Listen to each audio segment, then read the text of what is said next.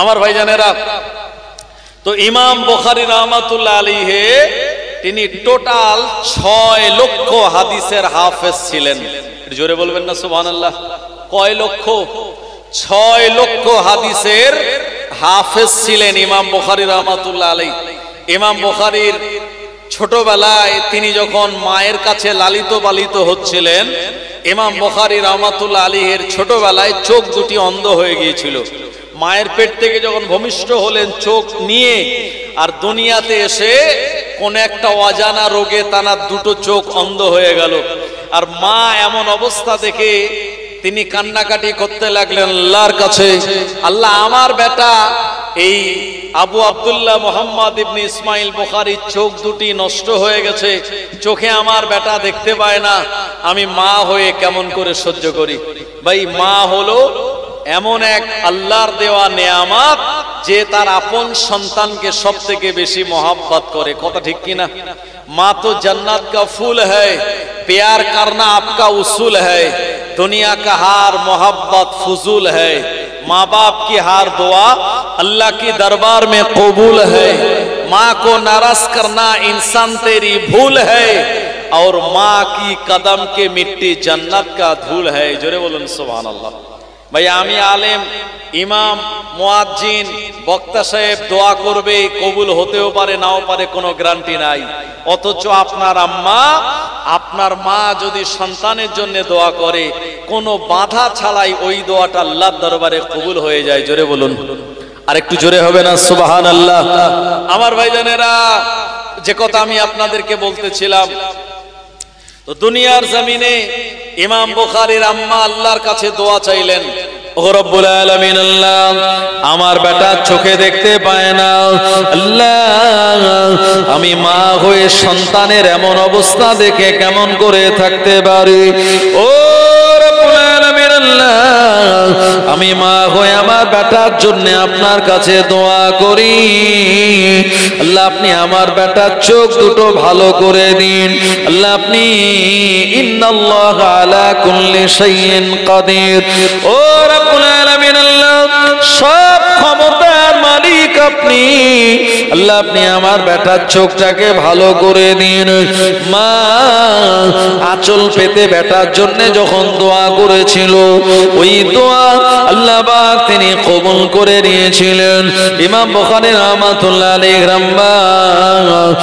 এক রাতে তিনি স্বপ্ন দেখেন, আল্লাহ পাকের একজন প্রিয় নবী, নবী ইব্রাহিম খলিলুল্লাহ আলাইহিস সালাতু সালাম আর ইমাম বুখারী রাহমাতুল্লাহ আলাইহির কাছে এসে তার এই চোখের উপরে হাত বুলিয়ে দিয়ে দোয়া করে গেল। এর মায়ের ঘুম ভেঙে গেল। মা সকালবেলা ফজরের আগে উঠে দেখতে পেল বেটা ঘুমাচ্ছে, আর সন্তানকে ডাক দিল নামাজ আদায় করার জন্য। এ সময় ইমাম বুখারী রাহমাতুল্লাহ আলাইহি বাচ্চা বয়সে উনি ঘুম থেকে জেগে উঠে আম্মাকে জড়িয়ে ধরে বলেন, আম্মা আমি চোখে দেখতে পাচ্ছি, দুনিয়ার আলো আমার চোখে ফুটে গিয়েছে।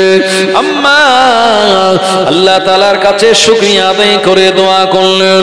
ইমাম বুখারী রাহমাতুল্লাহ আলাইহি চোখকে মায়ের দোয়ায় আল্লাহ ভালো করে দিয়েছিলেন। আরো জোরে বলেন সুবহানাল্লাহ। ও নবীর উম্মতেরা, ইমাম বুখারী রাহমাতুল্লাহ আলাইহি 6.5 লক্ষ হাদিসের হাফেজ ছিলেন। একদিন তিনি রাতের বেলা স্বপ্ন দেখছেন, আল্লাহর নবী দিন দুনিয়ার বাদশাহ নবী পাক সাল্লাল্লাহু আলাইহি ওয়াসাল্লামের গায়ে মাছি বসছে, আর তিনি একটা পাখা নিয়ে মাছিগুলিকে তাড়িয়ে দিচ্ছেন। এমন স্বপ্ন যখন তিনি দেখলেন, সকালবেলা আম্মাকে জিজ্ঞাসা করলেন, মা এর তাবির করলেন না। ইমাম বুখারী হুজুরের ওস্তাদের কাছে গেলেন। ওস্তাদের কাছে স্বপ্নের কথাটা যখন খুলে বলেছিলেন, ওস্তাদ বলে দিয়েছিল, ও বাবা আবু আব্দুল্লাহ মুহাম্মদ ইবনে ইসমাইল বুখারী, গত রাতের বেলা যে স্বপ্ন তুমি দেখেছো, এ স্বপ্নের তাবির বড় ভালো, এ স্বপ্নের তাবিরটা হলো বড় অনেক। অদূর ভবিষ্যতে আখেরি জামানায় একদল মানুষেরা আল্লাহর নবীর নামে ইলজাম লাগিয়ে দেবে। আল্লাহর নবীর হাদিস নয়, অথচ বিশ্ব নবীর হাদিস বলে তারা চালিয়ে দেবে।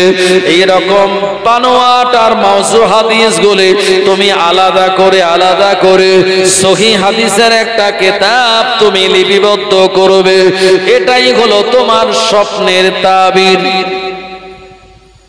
স্বপ্নের তাবির হলো নবীর গায়ে মাছি বসেছে, মানে কিছু মানুষ নবী পাক সাল্লাল্লাহু আলাইহি ওয়াসাল্লামের কথা নয়, কওল নয়, অথচ তারা নিজেরা বানোয়াট কথা বলে নবীর নামে চালিয়ে দেবে। এই হাদিসগুলিকে বলা হয় হাযা হাদিসুন মাউজুন। এটি হলো মাউজু হাদিস। মাউজু হাদিস মানে জাল হাদিস। এই জাল হাদিসগুলি তুমি আলাদা করে সহিহ একটা কিতাব লিখবে, এটাই হলো তোমার স্বপ্নের তাবির। ইমাম বুখারী রাহমাতুল্লাহ আলাইহি তিনি এই স্বপ্নের তাবির শোনার পর সিদ্ধান্ত নিলেন সমরকন্দে আর তিনি থাকবেন না, ওখান থেকে তিনি মদিনাতুল মুনাওয়ারায় চলে যাবেন। এই মদিনাতুল মুনাওয়ারায় গিয়ে আল্লাহর নবীর মাজারের পাশে বসে বসে তিনি একটি কিতাব লিখবেন, জামিউস সাহিহ ফিল মুসনাদ ফি সুনানিহি ওয়া আইয়ামিহি, এইরকম নাম দিয়ে তিনি একটি কিতাব লিখবেন।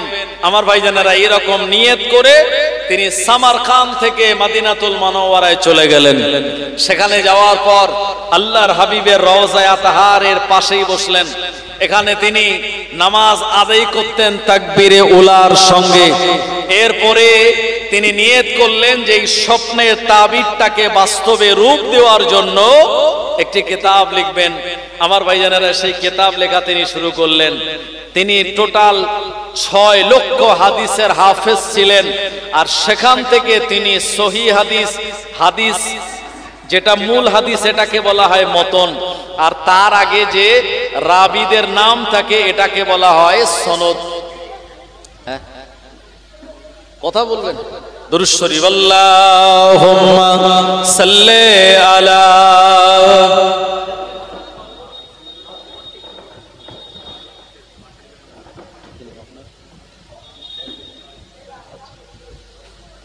وعلى آل سيدنا। শহীদুল শাহাজি পাশের গ্রামে বাড়ি। ওনার আম্মা প্রচন্ড অসুস্থ, আইসিইউতে ভর্তি। 100 টাকা মাদ্রাসায় দান করেছেন, আর আপনাদের সবাইয়ের কাছে দোয়া চেয়েছেন আল্লাহ পাক তার আম্মাকে হায়াতে তাইয়্যিবা দান করুক এবং তাকে যেন সুস্থ করে দেয়। সবাই বলুন আল্লাহুম্মা আমিন। আমার ভাইজানেরা, এখন ইমাম বুখারী রাহমাতুল্লাহ আলাইহি তিনি মদিনাতুল মুনাওয়ারায় মসজিদে নববীর পাশে ওখানে বসে তিনি 2 রাকাত নামাজ আদায় করতেন। নামাজ আদায় করার পরে তিনি আল্লাহর কাছে দোয়া চাইতেন, আপনার ইস্তেখারা করতেন। করার পরে তারপরে তিনি যখন শিওর হতেন যে এই সনদের ভিতরে কোনো দুর্বলতা নাই, এই সনদের রাবি যারা সবাই বিশ্বস্ত সিকা রাবি, আমার ভাইজানেরা, তখন একটি হাদিস তিনি লিপিবদ্ধ করতেন। এই হাদিসটা যখন লেখা শেষ হয়ে যেত, সনদ সহ মতন লেখা যখন শেষ হয়ে যেত, আবার আরেকটা সহিহ হাদিস লেখার আগে তিনি আবার গোসল করতেন, 2 রাকাত নামাজ আদায় করতেন। তারপরে আবার তিনি ইস্তেখারা করে আবার আরেকটি হাদিস লিখতেন। এই রকম করে টোটাল বুখারী শরীফের ভিতরে হাদিসের অবস্থান আপনার টোটাল হাদিস আছে 7654টা। এই হাদিস শরীফগুলি লিখতে গিয়ে ইমাম বুখারী রাহমাতুল্লাহ আলাইহি টোটাল সময় লেগেছিল 16 বছর। কত বছর বললাম? 16 বছর সময় লেগেছিল এই বুখারী শরীফটাকে পরিপূর্ণভাবে লিখতে। এজন্য কোরআনুল মাজিদের পরে যদি কোনো দুনিয়ার জমিনে কিতাব থাকে, ওটার নাম হলো বুখারী শরীফ, যার একটি পরিপূর্ণ বড় নাম আছে জামিউস সাহিহ মুসনাদ আপনার ফি সুনানিহি ওয়া আইয়ামিহি। আমার ভাইজানেরা, তো ইমাম বুখারী রাহমাতুল্লাহ আলাইহি তিনি প্রথম যে বাব এনেছেন, এই বাবের নাম হলো কিতাবুল ঈমান বুখারী শরীফে। কারণ মুসলমানদের প্রথম এবং সবথেকে বড় সম্পদের নাম হলো ঈমান। ওই কিতাবুল ঈমান নামক বাবের ভিতর একটি হাদিস এসেছে। হাদিসটা হলো হাদিসে কুদসি। হাদিসে কুদসি কাকে বলে জানেন? এর ডেফিনেশন সংজ্ঞা হলো, হাদিসে কুদসি বলা হয় ওই হাদিসটাকে যে কথাটা আল্লাহ পাক তিনি নিজের কুদরতি ভাষায় যেমন ভাবে বলেছেন, আর জিবরাইল আলাইহিস সালাম নবীকে তেমন শুনিয়েছেন। অনেক হাদিসে জিবরাইল আলাইহিস সালাম লাগে না, সরাসরি আল্লাহ তাআলার পক্ষ থেকে রাসূলুল্লাহ সাল্লাল্লাহু আলাইহি ওয়াসাল্লামের উপরে যে ভাষায়, যে লফজের দ্বারা, যে শব্দের দ্বারা এসেছে, নবী পাক সাল্লাল্লাহু আলাইহি ওয়াসাল্লাম তার কোনো পরিবর্তন না করে, লফজের পরিবর্তন না ঘটিয়ে, ইবারাতের পরিবর্তন না ঘটিয়ে সেম টু সেম ওই কথাটাই বলেছেন। এই হাদিসটাকে বলা হয় হাদিসে কুদসি। এজন্য হাদিসে কুদসি বর্ণনা করার আগে রাবীরা বলেন ক্বাল আল্লাহু তাআলা, মানে আল্লাহ তাআলা বলেছেন। আল্লাহ পাক বললেন ক্বাল আল্লাহু তাআলা, বিশ্বনবী শুনিয়ে দিলেন قال الله تعالى يوزني ابن آدم يشب الدهر وأنا الدهر بيده الأمر أكلب الليل والنهار। ও জওয়ানেরা, যুবকেরা, আল্লাহর নবী শুনিয়ে দিলেন قال الله تعالى, আল্লাহ পাক বলেছেন ইউজিনি ইবনু আদম, আদম সন্তানেরা আমাকে কষ্ট দেয়, আদম সন্তানেরা আমাকে দুঃখ দেয়। কি বলে দুঃখ দেয়? দাহার, সবাই অসভ্য মানে হলো গালি দেওয়া, তাহারন মানে হলো যুগ, তারা যুগকে গালি দেয়। আল্লাহ নবী শুনিয়ে দিলেন, আমার আল্লাহ পাক শুনিয়ে বললেন ওয়ানা দাহারু, আল্লাহ বলেন আমি নিজেই যুগ, উকাল্লিবুল লাইলা ওয়ান নাহার, এবং আমার কুদরতি হাতের দ্বারা এ রাত দিনের পরিবর্তন ঘটে। সুতরাং যুগকে গালি দেওয়া মানে আল্লাহ রাব্বুল আলামিনকে গালি দেওয়া। এজন্য সমাজে যখন বিশৃঙ্খলা হয়, সমাজে যখন ঝগড়া ঝামেলা হয়, সমাজে যখন অন্যায় অপরাধ হয়, অনেক ইমানদার মুসলমানেরা তারা জবানে বলতে শোনা যায় যুগ জমানা এখন খারাপ, এ কারণে এমন কাজটা সংগঠিত হচ্ছে। ও মুসলমানেরা, আমার জওয়ানেরা, মুরব্বিয়ানেরা, আমি আপনাদের জোড়হাত করে বলে যাব, না না না, জীবনে কোনোদিন আপনি যুগ জামানাকে গালি দেবেন না। আসলে যুগ জামানা খারাপ নয়, আমরা যারা আল্লাহর বান্দা আমরা হয়ে গিয়েছি খারাপ। আল্লাহর দিন থেকে আমরা সরে এসেছি, আল্লাহর কোরআন ও মাজিদের আইন থেকে আমরা দূরে চলে এসেছি। আসলে মানুষ আল্লাহর বান্দা বান্দীরা খারাপ, যুগ জামানা খারাপ নয়। যুগ জামানাকে গালি দেওয়া খারাপ বলা মানে আল্লাহ পাককে গালি দেওয়া। আর বশিরাত আল্লামা কালিমাতুল কুফর নামক কিতাবের ভিতরে বর্ণনা করলেন যুগকে যে গালি দেবে, আল্লাহকে গালি দেওয়ার কারণে ওই ব্যক্তির ঈমান বরবাদ হয়ে যাবে। দ্বিতীয় নম্বরে যে কথা বললে আমাদের ঈমান ধ্বংস হয় সেটা হলো কি জানেন? অনেকে বলে বিসমিল্লাহ গলত, এই জন্য কাজটা হয়নি। জোরে বলো নাউজুবিল্লাহ। বিসমিল্লাহ কি গলত? আসলে বিসমিল্লাহ গলত এ কথাটা বলা যায় না, কারণ বিসমিল্লাহ হলো সূরা নামালের একটি অংশ। যেদিন রানী বিলকিসের কাছে নবী সুলাইমান আলাইহিস সালাম চিঠি পাঠিয়েছিলেন, আপনারা জানেন কোরআন মাজিদে একটি সূরা আছে যে সূরার নাম সূরা নামাল। এই সূরার ভিতরে আল্লাহ সুলাইমান নবীর কথা কিছু জিকির করেছেন। ভাই, নবী সুলাইমান আলাইহিস সালামকে আল্লাহ বিশাল পাওয়ার দিয়েছিলেন, তবে ক্ষমতা পাওয়ার এমনি দেননি। সুলাইমান নবী নিজেও আল্লাহর কাছে এত ত্যাগ দিয়েছিলেন, আল্লাহকে এত মহব্বত করেছিলেন, আমার আল্লাহ তার উপরে রাজি আর খুশি হয়েছিলেন। জোরে বলবেন না সুবহানাল্লাহ। সুলাইমান নবী 40টা ঘোড়া ছিল। কটা ঘোড়া? 40টা। আর এই 40টা ঘোড়া তিনি নিজে দেখভাল করতেন। আমরা যারা বাইক চার চাকা আছে আমরা নিজেরা অনেক সময় পরিষ্কার করি না, এই পরিষ্কার করতে গিয়ে আমাদের নামাজ চলে যায়, আমাদের জামাত ছেড়ে যায়। সুলাইমান নবী 40টা ঘোড়া যখন ভালো করে পরিচর্যা করছিলেন, তানার উপরে 2 ওয়াক্তের নামাজ ফরজ ছিল, ফজরে আর আসরে। আর আসরের সময় তানার এই আস্তাবলে, ঘোড়ার যে গোয়াল ঘর এটাকে আস্তাবল বলে, ওখানে গিয়ে ঘোড়ার পরিচর্যা করতে গিয়ে তানার আসরের নামাজটা চলে গেল। বাইরে বেরিয়ে দেখছে সূর্য পশ্চিম আকাশে ডুবে গেছে। উনি বললেন, এই আমার যারা এখানে থাকো, আমার তত্ত্বাবধানে যারা দায়িত্ব নিয়ে থাকো, আমায় কেন স্মরণ করালে না যে আসরের নামাজ আমার চলে যাচ্ছে? সবাই বলেন, আপনি একজন নবী, আর আপনাকে আমরা নামাজের ব্যাপারে কি করে বলি? এই জন্য কেউ বলি না। সুলাইমান আলাইহিস সালাম বললেন, এই ঘোড়াগুলো বার করে আনো। যে ঘোড়ার জন্য আমার 4 রাকাত 2 রাকাত আসরের নামাজ চলে গেছে, আমাদের জন্য আসরের নামাজ 4 রাকাত, আর সুলাইমান নবীর জন্য 2 রাকাত ছিল। সুতরাং আসরের নামাজ চলে গেছে, ওই ঘোড়াগুলি আমি একটাও রাখবো না, আল্লাহর রাস্তায় সব কোরবানি দিয়ে দেব। এরপরে সুলাইমান নবী যারা আশপাশের রাজদরবারের পরিষদবর্গ বলল, হুজুর আপনি যদি ঘোড়া সব কোরবানি দেন তো আপনি কিভাবে চড়বেন, এক জায়গা থেকে আরেক জায়গায় যাবেন কি করে? সুলাইমান নবী বললেন, না না না, ও ঘোড়া আমি রাখতে চাই না। যে ঘোড়া লালন পালন করার জন্য, যে ঘোড়া পরিচর্যা করার জন্য আল্লাহ নামাজ আমার জীবন থেকে ছেড়ে গেল, এ ঘোড়াগুলি আমি আর রাখবো না। সুলাইমান নবী নির্দেশ দিলেন, নির্দেশকে অমান্য করতে পারল না। 40টা দামি দামি হিষ্টপুষ্ট ঘোড়াগুলি গোয়াল ঘর থেকে বার করে আনা হলো।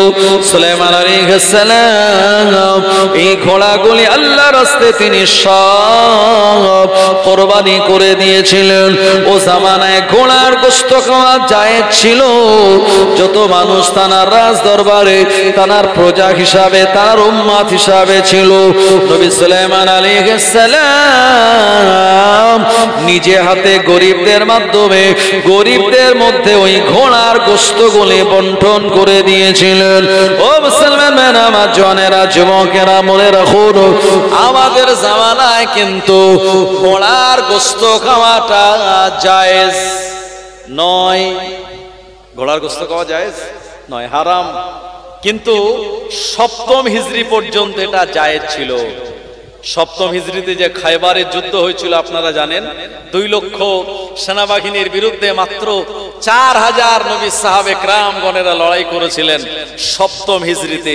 আমার ভাইজানেরা, যে জায়গায় হযরতে আলীর হাত দিয়ে আল্লাহ ইসলামের বিজয় দিয়েছিলেন, বিশ্বনবী বললেন, আগামীকাল এমন একজনের হাতে পতাকা দেব যার হাত দিয়ে আল্লাহ ইসলামের বিজয় দান করে দেবে। সব সাহাবীরা ভাবলেন, ওই পতাকা মনে হয় আমি পাবো। পরের দিন সকালবেলা আল্লাহর হাবিব বলেন, আমার আলী কোথায়? হুজুর, হযরতে আলীর চোখ উঠেছে। নবী বললেন, তাকে ডাকো। হযরতে আলীকে ডাকা হলো। আল্লাহর হাবিব বলেন, আলী কি ব্যাপার, ফজরের জামাতে তুমি নেই?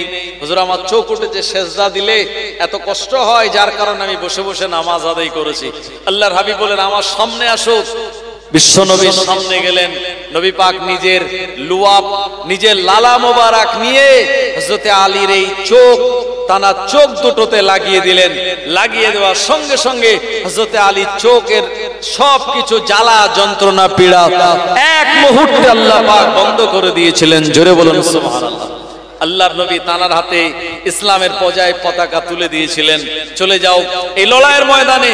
সেখানে লড়াই করে বীর বিক্রমে লড়াই করতে করতে হযরতে আলীর ঢাল ভেঙে গিয়েছিল। আপনারা জানেন, কামুজ দুর্গের একটা কপাট নিয়ে দুশমনদের বিরুদ্ধে লড়াই করে এই খায়বারের ময়দানে মুসলমানদের বিজয় এনে দিয়েছিলেন। জোরে বলুন সুবহানাল্লাহ। এই জন্য তানার নাম হলো আসাদুল্লাহিল গালিব, আল্লাহর বাঘ, আল্লাহর সিংহ। হযরতে আলীর সামনে এসে দুশমনেরা ফিরে যাবে এমন কোন বীর পালোয়ান ছিল না সে জামানায়। আমার ভাইজানেরা, তো নবী সুলাইমান আলাইহিস সালাম তিনি তানার জামানায় ঘোড়ার গোশত বন্টন করলেন। খায়বারের ময়দানে যুদ্ধ জয় হলো। নবী বললেন, আজ থেকে ঘোড়ার গোশত খাওয়াটা তোমাদের জন্য হারাম।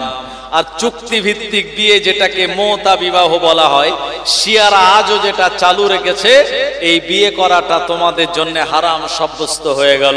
জনেরা, যুবকেরা, এই জন্য আজকে কিন্তু ঘোড়ার গোশতটা আমাদের জন্য হারাম। আজকে ঘোড়ার গোশতটা আমাদের জন্য জায়েজ নয়। এনে কোরবানি যদি দিতে হয়, আপনাকে গরু কিনতে হবে, না হলে মহিষ কিনতে হবে, নাহলে বকরি কিনবেন, নাহলে দুম্বা কিনবেন, না উট কিনবেন। কিন্তু গাধার গোশতটাও আমাদের জন্য হারাম। গাধার গোশত আর ঘোড়ার গোশত আল্লাহর নবী 7ম হিজরিতে এটা নিষেধ করে দিলেন। এটা আজ থেকে খাওয়াটা হারাম। জওয়ানেরা, যুবকেরা, ও নবীর উম্মতেরা, নবী সুলাইমান আলাইহিস সালাম আল্লাহ তাআলা নামাজের মহব্বতে, নামাজের ভালোবাসায় 40টা ঘোড়া যখন কুরবান করে দিয়েছিলেন, আল্লাহ তাআলার দরবারে ইবাদতটা বড় পছন্দ হয়ে গেল। আমার আল্লাহ রাব্বুল আলামিন ফেরেশতাদেরকে ডেকে ডেকে বললেন, এ আমার ফেরেশতারা, দেখো দেখো আমার প্রিয় নবী সুলাইমান আমায় এত মহব্বত করে, আমায় এত ভালোবাসে, তার আসরের নামাজটা ছুটে যাওয়ার জন্য তার ভালোবাসার বাহন মহব্বতের এই ঘোড়াগুলি আমার রাস্তায় সব কোরবান করে দিয়েছে। এ কোরবান করে দেওয়াতে আমি আল্লাহ বড় রাজি আর খুশি হয়ে গেলাম। আমার নবী সুলাইমানের কাছে একটা তক্তা নিয়ে যাও, এই তক্তাটা গিয়ে তাকে উপহার দিয়ে বলো, আমার পক্ষ থেকে হাদিয়া দিয়ে বলো, যখন যেখানে যাওয়ার নিয়াত করবে, মন চাইবে, এই তক্তার উপরে উঠে যাবে আর হাওয়াকে নির্দেশ দেবে, হাওয়া ওই জায়গাতে আমার নবী সুলাইমানকে পৌঁছে দেবে।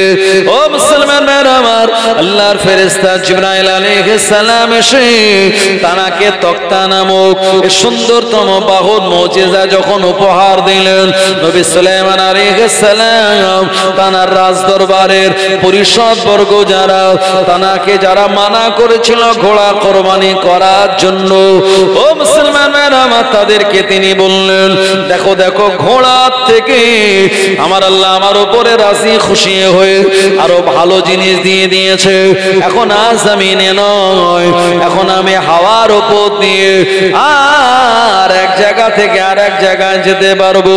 জন্য দুনিয়ার জমিনে আপনি যদি আল্লাহকে রাজি করাতে পারেন, আমি আপনি যদি আল্লাহকে খুশি করাতে পারি, আমার আল্লাহ আমাদের রুজি রোজগারে ইজ্জতে এমন করে বরকত দিয়ে দেবে, আপনি নিজেই তা বুঝতে পারবেন না। এজন্য দুনিয়াতে যদি আল্লাহ রাজি হয়ে যায়, আমার আল্লাহর আনন্দ, রাজি হওয়া, খুশি হওয়াটা আপনার আমার জীবনে যদি প্রধান লক্ষ্য হয়, মরণের আগে ঈমানের কালেমা নসিব হয়ে যাবে। ও মুসলমান আমার, এজন্য আপনি আমি কথায় কথায় বলি বিসমিল্লাহ গলত, এটা বলা চলবে না। নবী সুলাইমান আলাইহিস সালামের কাছে সংবাদ চলে আসলো, ও নবী সুলাইমান, এই ইয়ামানের সাবা প্রদেশে একজন রানী আছে, এই রানীটার নাম হলো রানী বিলকিস। এই রানী বিলকিসের যারা প্রজা, এদেরকে আল্লাহ অনেক নিয়ামত দিয়েছে, কিন্তু এত নিয়ামত পাওয়ার পর এরা আল্লাহকে সিজদা করে না, আল্লাহকে রব বলে মানে না। আর বিলকিস রানী যারা প্রজা, এরা আল্লাহকে বাদ দিয়ে সূর্যকে দ্বারা সেজদা করে। নবী সুলাইমান আলাইহিস সালামের কাছে কথাটা যখন চলে আসলো, নবী সুলাইমান আলাইহিস সালাম বললেন, না না না, আমার রাজত্বে এক নারীর প্রজারা যারা আল্লাহ ছাড়া অন্য কারোর ইবাদত বান্দেগি করবে, এটা তো মেনে নেওয়া যায় না। এদের কাছে কালেমার দাওয়াত দেওয়া দরকার, আল্লাহ তাআলার ওয়াহদানিয়াতে দাওয়াত দেওয়া দরকার। নবী সুলাইমান আলাইহিস সালামের কাছে সংবাদ দিয়েছিল যে পাখিটা, এই পাখিটার নাম হলো হুদহুদ পাখি। নবী সুলাইমান বললেন, এ হুদহুদ পাখি, আমার পক্ষ থেকে তুমি চিঠিটা নিয়ে যাও আর রানী বিলকিসের কোলেতে তুমি ফেলে দাও। এই চিঠিটা ফেলার পর রানী বিলকিস চিঠিটা নিয়ে কি করে ছিঁড়ে ফেলে না, গুরুত্ব দিয়ে এটা পড়ে দেখে, এ সংবাদ তুমি আমায় দিয়ে দাও। নবী সুলাইমান আলাইহিস সালাম যেদিন আল্লাহ তাআলার ওয়াহদানিয়াতে দাওয়াত দিয়েছিল, রানী বিলকিসের চিঠিতে এই জায়গায় তিনি বিসমিল্লাহির রহমানির রহিম বলে শুরু করেছিলেন। ও জওয়ানেরা, যুবকেরা, এই কারণে আপনি দুনিয়ার জমিনে যখন কোনো কাজ করবেন, আপনাকে আমায় বিসমিল্লাহ বলা লাগবে। কোন চিঠি যদি আপনি লেখেন বলে শুরু করুন, আর আপনার দোকানের খাতাও যেদিন থেকে প্রথম শুরু করবেন, আপনি প্রথমে বিসমিল্লাহির রহমানির রহিম লিখুন। এই বিসমিল্লাহর বদৌলতে আমার আল্লাহ আপনার রুজি রোজগারে, আপনার চিন্তা ভাবনায় আল্লাহ পাক আপনায় অসংখ্য বরকত দান করে দেবে। আরো জোরে বলেন সুবহানাল্লাহ। আল্লাহুম্মা সাল্লি আলা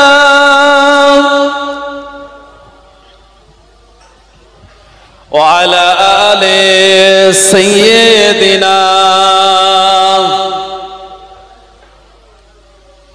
ইয়া নবী মুহাম্মদ ইয়া রাসূল মুহাম্মদ তুমি মোর শাফায়াত তুমি মোর শাফায়াত ইয়া নবী মুহাম্মদ ইয়া রাসূল মুহাম্মদ তুমি মোর শাফায়াত তুমি মোর শাফায়াত পেলে দিদার একটিবার তোমাকে খোদার কসম কলিজার মায়া দিয়ে তখন ধোয়াবো তোমার কদম ওয়েস করনি দেখেনি ভাঙে ইশকে সকল দাঁত তুমি মোর শাফায়াত তুমি মোর শাফায়াত ইয়া নবী মুহাম্মদ ইয়া রাসূল মুহাম্মদ তুমি মোর শাফায়াত তুমি মোর শাফায়াত কোরআন দেখ 101 আল কোরআনে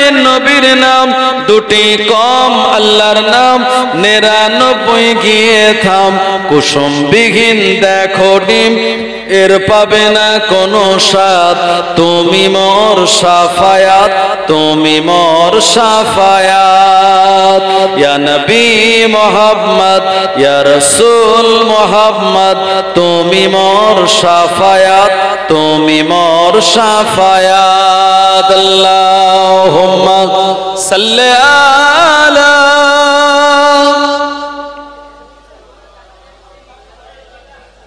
ওয়া আলা আলি সাইয়্যিদিনা আমার ভাইজানেরা দুনিয়ার জমিনে আপনি আমি জীবনে কোনোদিন জামানার গালি দেব না আর আপনি আমি বিসমিল্লাহ গলত এই কথাটা কোনোদিন বলবো না আর একটি কথা যেটি চলে সমাজে মোল্লার দৌড় মসজিদ পর্যন্ত এ কথাটাও বলা যাবে না কারণ সব নবীরা ইমামতি করেছিলেন নামাজ পড়িয়েছিলেন মোল্লার দৌড় মসজিদ পর্যন্ত মানে আসলে এই কথাটা বলে ইমাম সাহেবের ছোট করা হয় যে ইমামকে যাই বলি তাই বলি সে মসজিদ ছাড়া বেশি দূরে যাবে না ইমামতিটাকে আমরা কম গুরুত্ব দেই মনে রাখুন সৌদিতে যিনি কাবা বাইতুল্লাহর ইমাম মক্কাতুল মুকাররমার যিনি ইমাম আব্দুর রহমান আল সুদাইস যার মাইনে হলো ও জামানার বাদশা সালমানের থেকেও আরো বেশি রাজার থেকেও ইমামের মাইনে বেশি এইজন্য আল্লাহ সে দেশকে সোনার দেশ বানিয়েছে আমরা ইমাম সাহেবকে সম্মান দিতে পারি না মাইনে দিতে পারি না এটা আমাদের দুর্বলতা তাই বলে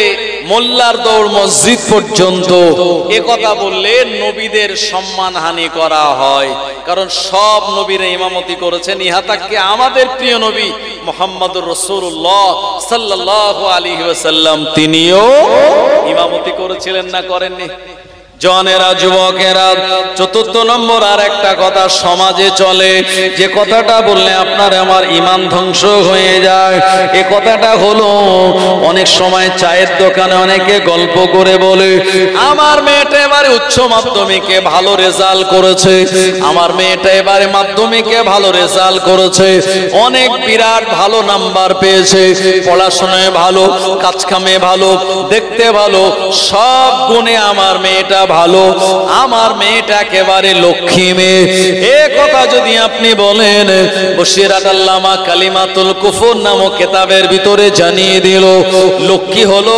হিন্দু ভাইদের একটা দেবতার নাম প্রতি বছর তারা এই লক্ষ্মী নামক ঠাকুরটা কিনে বাড়ি এনে তাতে পূজা করে আর তার সামনে মাথা নত করে একটাই কারণে তারা যেন তাদের ব্যবসা বাণিজ্যে বাড়িতে উন্নতি হয় ও মুসলমান আমার আসলে উন্নতি দেওয়ার মালিক আল্লাহ অবনতি দেওয়ার মালিক আল্লাহ রিজিকের মালিক আমার আল্লাহ আল্লাহ পাক শুনিয়ে দিলেন ইন্নাল্লাহা ইয়ারযুকু মাইয়াশাউ বিগাইরি হিসাব আপনার আমার সমস্ত বান্দা বান্দীদের রিজিক দাতা হলেন আমার আল্লাহ আল্লাহ পাক অপরন্ত রিজিক দান করে দেন আল্লাহু খায়রুর রাযিকিন আল্লাহ হলো উত্তম রিজিক দাতা জান্নাতা। এজন্য দুনিয়া জমিনে আপনি যদি আপনার মেয়েটাকে লক্ষ্মী মেয়ে বলেন, আপনার আমার ঈমান বরবাদ হয়ে যাবে, ঈমান নামক দামি জিনিসটা থাকবে না। ও জওয়ানেরা, যুবকেরা, কোন কথায় ঈমান চলে যায়, কোন কথায় ঈমান থাকে, কোন কথায় ঈমান বরবাদ হয়, কোন কথায় ঈমান আমাদের নষ্ট হয়, এগুলি আমরা আম মানুষ আর অনেকেই জানি না। এজন্য আপনার ছেলে আপনার মেয়েটাকে যদি দ্বীনের শিক্ষায় শিক্ষিত করে তোলেন, মাদ্রাসার শিক্ষায় শিক্ষিত করে তোলেন, এ ছেলেটা বা মেয়েটা ঈমান ধরে রাখার মতো কথা জবানে সে বলবে, ঈমান বরবাদ হওয়ার মতো কথা সে বলবে না। ও মুসলমানেরা, আমার জনেরা, যুবকেরা, এজন্য ফুরফুরা শরীফের মুজাদ্দিদুজ্জামান আমিরুশ শরিয়াত আলা হযরত দাদা হুজুর পীর কেবলা রাহমাতুল্লাহ আলাইহি বাংলার মানুষদের ঈমান বাঁচানোর জন্য তিনি কম বেশি আপনার 500-র বেশি মাদ্রাসা নির্মাণ করেছিলেন, আর 850 মসজিদ সঙ্গে মক্তব নির্মাণ করেছিলেন বাংলার মানুষের ঈমান বাঁচানোর জন্য। বসিরাট আল্লামা তিনি তানার গায়ের রক্তকে পানি করে দিয়ে কিতাব লিখলেন এ বাংলার মুসলমানদের ঈমান আমান বাঁচানোর জন্য। ও জওয়ানেরা, যুবকেরা, এজন্য আপনি আমি মরণের আগে যদি ঈমান নিয়ে যেতে পারি, নাজাত